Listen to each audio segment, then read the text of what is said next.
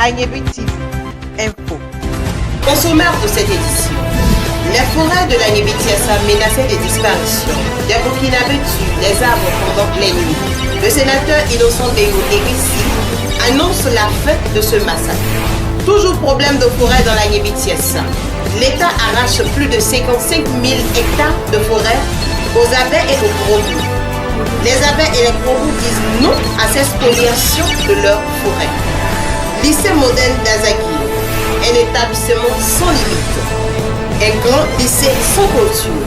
Mesdames et messieurs, bienvenue à Agnebi TV, la télévision de proximité de la région de l'Agnebi Tiassa. Vous êtes à Agboville Direct. Nous vous le disons en titre, c'est avec consternation que les abeilles et les crobous assistent au massacre des arbres que les Burkinabés qui ont envahi leur forêt font. Écoutons ici le député d'Azaguié expliquer le procédé de ces Burkinabés. Le procédé de ces Burkinabés là, ils ne font pas des pépinières, hein. C'est les fèves qui plantent directement et ils ont des produits qui tuent les bois. Et puis ils font ça nuitamment. Ils sont nombreux. Et ils vont au Burkina, ils convoient des cas et des cas. Les gens ils sont dans les forêts. À Yapoua Abe, ici on a une forêt classique. Quand vous regardez, vous voyez le massif.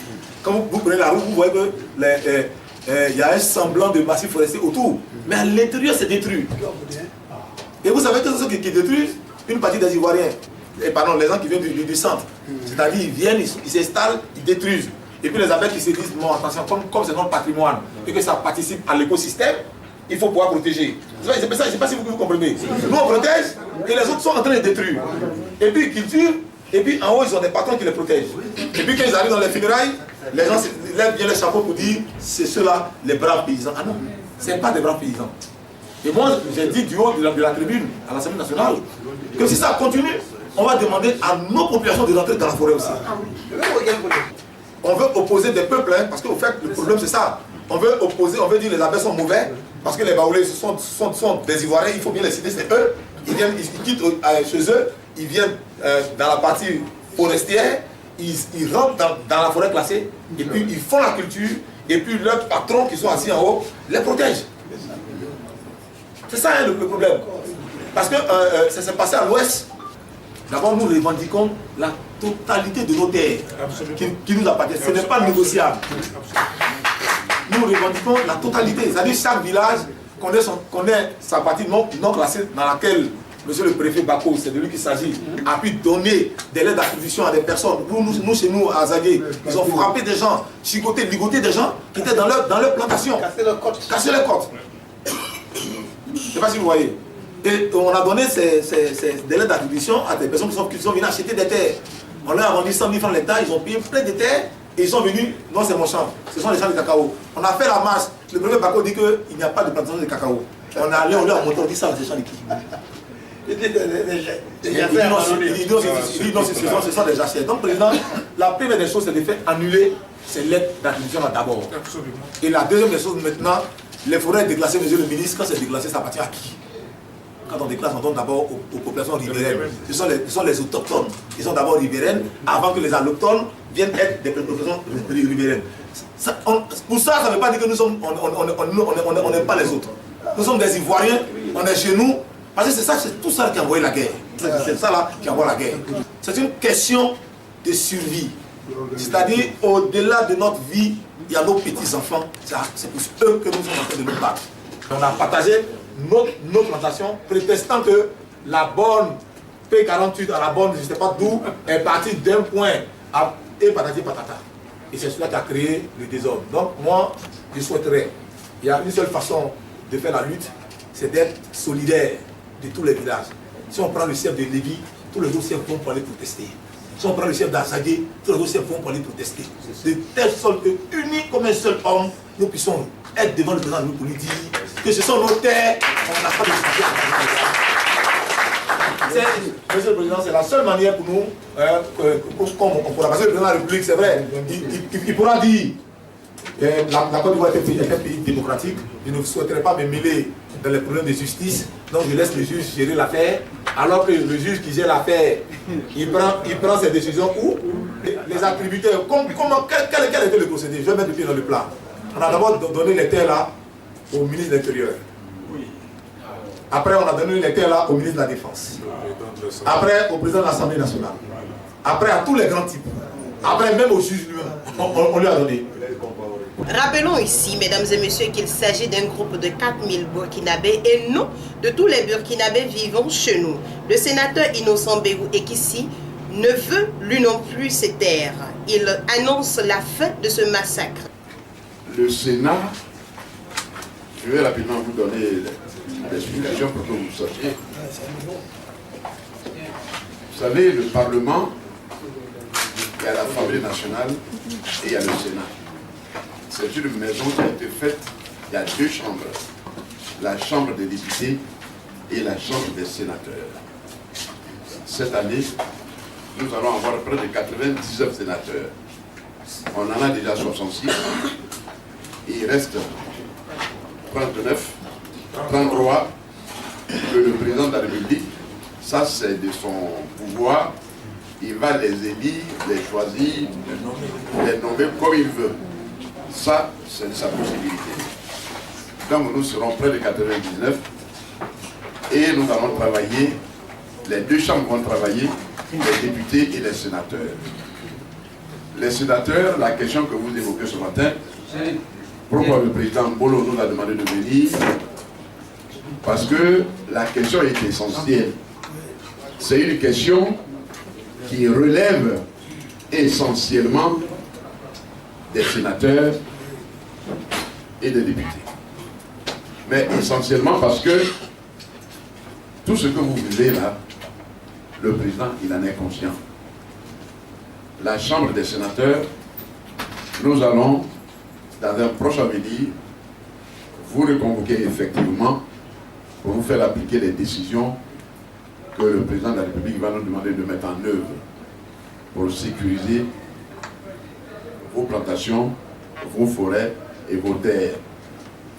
Parce qu'il faut dire que depuis 1998, l'État de Côte d'Ivoire a pris une loi pour sécuriser les terres en Côte d'Ivoire. Que les terres devraient appartenir et doivent appartenir aux Ivoiriens uniquement. Ça, c'est ce que dit la loi de 98. Et nous remarquons qu'aujourd'hui, il y a beaucoup de choses qui se passent. Mais comme je viens de vous dire, pour l'heure, vous souffrez, mais cela va s'achever. Ça va prendre fin avec les désordres au niveau des forêts. C'est ce que je voudrais donc vous dire pour vous sécuriser. Alors, cette réunion, elle est la bienvenue. Le président Mbolo l'a initiée. C'est très bien, nous sommes venus vous écouter, vos plaintes, et nous allons ensemble travailler avec les élus, nos amis élus, parce que il faut remercier. Moi j'ai vu sur le net hier nuit, quand Mbolo m'a demandé de venir à cette réunion, il a lui-même fait une première déclaration pendant qu'il faisait sa campagne pour dire qu'il n'était pas d'accord avec ce qui se passe à Beauville. Et il faut donc le remercier, le féliciter et même l'applaudir, parce qu'il est déjà devant.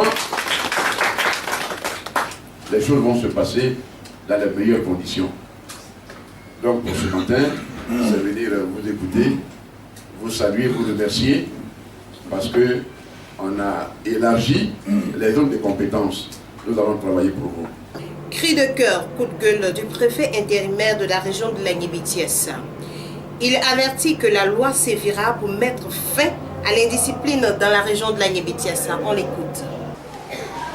Je parie que d'ici la fin de cette année, les laveurs de voitures n'auront plus d'argent. Parce que moi-même, je m'apprête à aller construire mon lavage. Si j'avais fait son lavage et je fais ça au milieu du goudron, je vous en prie. Pas ailleurs. Puisque vous pensez que vous le faites dans votre lignée, vous le faites là où vous voulez, moi je ferai au milieu de la voie. Quand la voiture ne pourra pas passer, les voitures que vous allez laver là, où ils vont passer pour arriver dans votre lavage, vous viendrez de on le fera, on fera des gâteaux. Ceux qui ont fait des lavages sur le domaine du public, c'est le domaine de l'État, c'est pas possible qu'on continue d'agir comme ça dans un pays de droit. On ne peut pas rentrer dans une ville comme à Beauville, la voie est presque triomphale, et puis c'est des lavages pour l'installation sur le domaine public. Demain, quand le maire va lui dire non, vous ne devez pas être là, il doit trouver une place. Vous lui avez demandé avant d'aller là-bas. Si vous avez demandé là, venez me montrer celui qui vous a dit d'aller vous installer là-bas. Si c'est le service technique, il répondra. Il faut que nous respectons le bien public. Il faut que les civismes disparaissent. Donc je disais que d'ici la fin de l'année, pour aller les laveurs de voitures ne plus rien. Si chacun a un lavage, qui va envoyer son camion sur l'autre? Chacun se lève, il a sa voiture dans son lavage. Donc personne n'ira là-bas. Chers parents, chers jeunes, on veut que vous travaillez. On veut bien que vous ayez les lavages. Mais disciplinons-nous. Renouons à la procédure normale pour obtenir des terrains sur lesquels vous allez construire et non sur le terrain, sur le domaine de l'État. Ça ne fait pas bien. Et cela va pour toutes les activités que nous entreprenons sur le domaine du public. Les civismes gagnent du terrain en Côte d'Ivoire. Incendie des biens publics, attaque des personnes publiques pour un service. Tout ça, il faut que ça cesse. Le projet de loi sont en étude.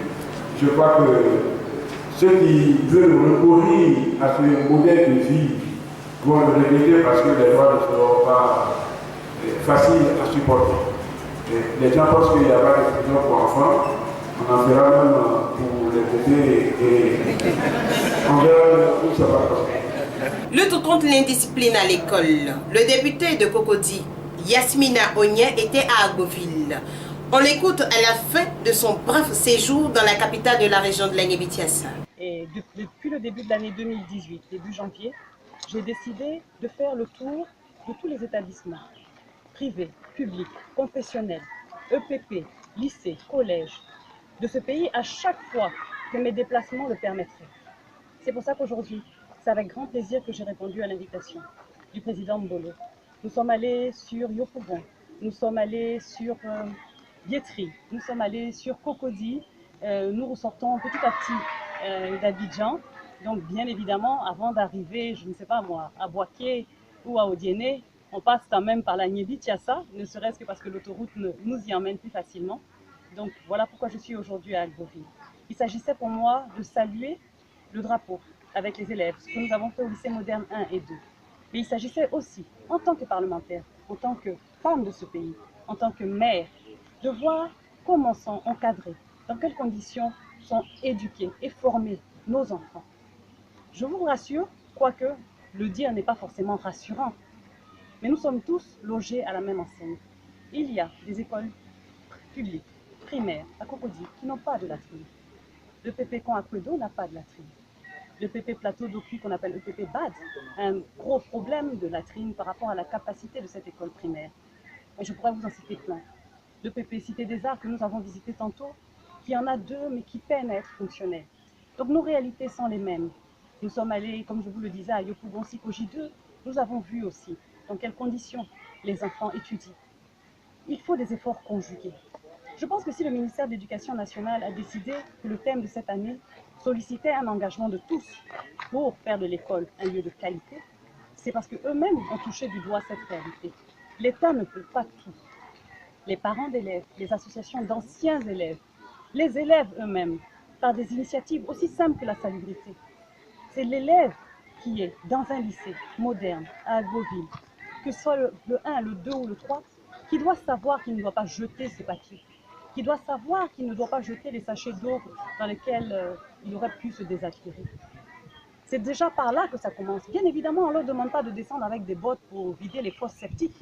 Mais si déjà ce qui est visible, planter des arbres, entretenir l'espace vert, entretenir le cadre de vie. C'est vrai que j'entendais tout à l'heure la jeune Tatiana dans son discours parler de Mamie Adjoa, de Mamie Pépé, même de Sainte-Marie. Mais pour moi qui suis allée, la dernière fois d'ailleurs, pour une conférence au lycée Sainte-Marie, je peux vous dire que c'est des efforts conjugués depuis près de 60 ans, dans une discipline et dans une rigueur qui permettent aussi d'arriver à cela. Donc c'est aux parents, c'est aux enseignants, mais c'est surtout aux élèves de prendre leurs responsabilités. Activité du Conseil régional de l'Anguébitiessa, le président Martin Mbolo a posé la première pierre des 12 latrines qu'il s'engage à construire pour soulager le manque criant de latrines dans tous les lycées d'Aboville. Regardez.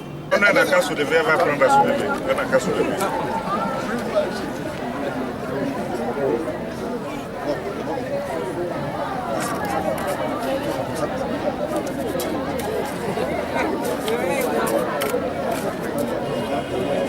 Où est l'entrepreneur? Où est l'entrepreneur? Il n'y a pas assez de ciment de ce côté. C'est vous qui étiez à Anzianois, non? Vous pouvez faire les deux sites à la fois? Et en combien de temps? Avec efficacité. En combien de temps? Président, le chantier a fonctionné.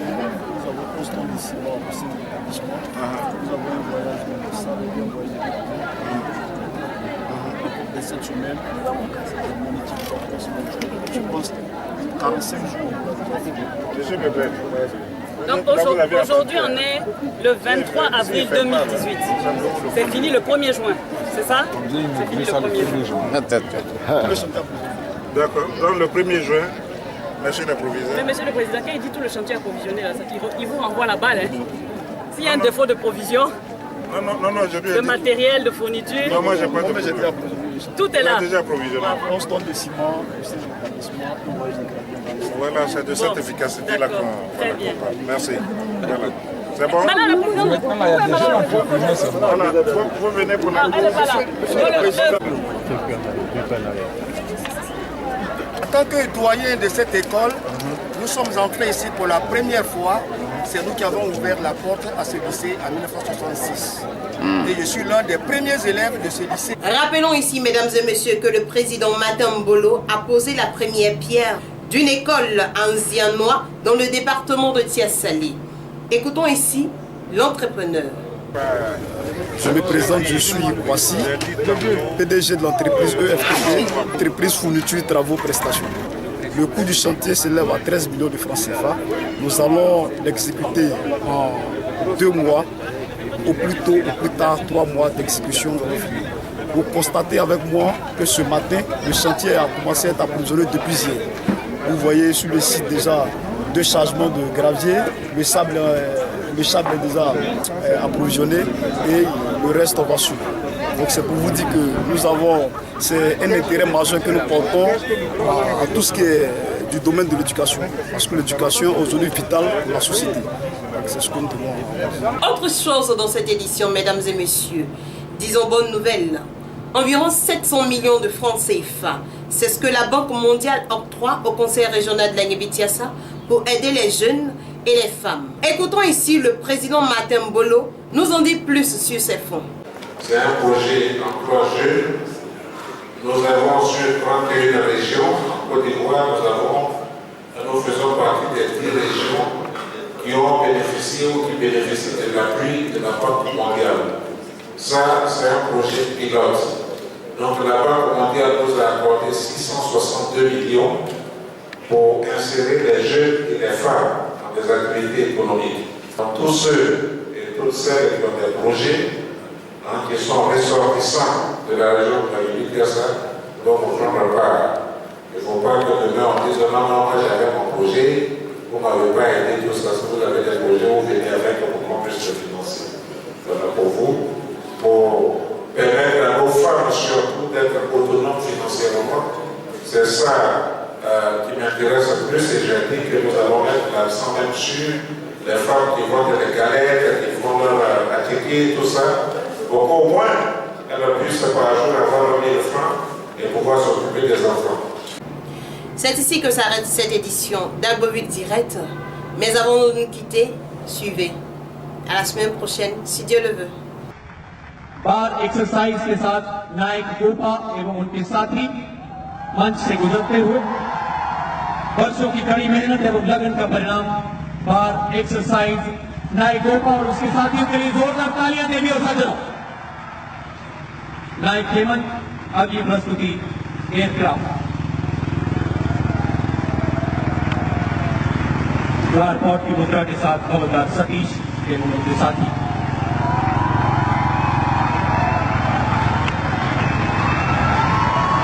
अगला नजारा सुदर्शन चक्र, आत्मविश्वास, अतुलनीय साहस एवं शारीरिक बल का अद्भुत संगम। नायक सुखजिंदर अपने साथियों के साथ, जैसा कि आप देख रहे हैं, श्वेत अश्व की टीम अपने आखिरी प्रस्तुति पिरामिड के साथ अपना अंदाज Agnebi TV,